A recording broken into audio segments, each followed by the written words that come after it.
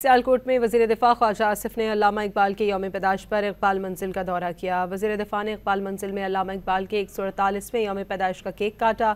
इस मौके पर उन्होंने कहा कि इकबाल के अफकार पर चलते हुए कश्मीर और फ़लस्तीन के मुसलमानों के लिए जद्दोजहद जारी रखना होगी। गज़ा के मामले पर आलम इस्लाम को मुत्तहिद होना होगा, वरना सबकी बारी आएगी।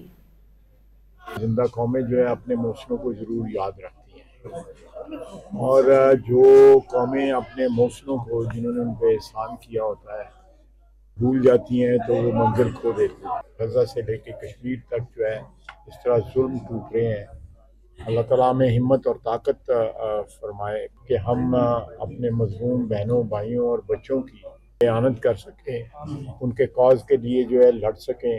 अगर हमने ये लड़ाई जो है जो आलम इस्लाम के ख़िलाफ़ लड़ी जा रही है, अगर मुत्तहिद होकर ना लड़ी तो ये बारी बारी जो है सारे के सारे जो है इसी मुश्किल में मुब्तला होंगे।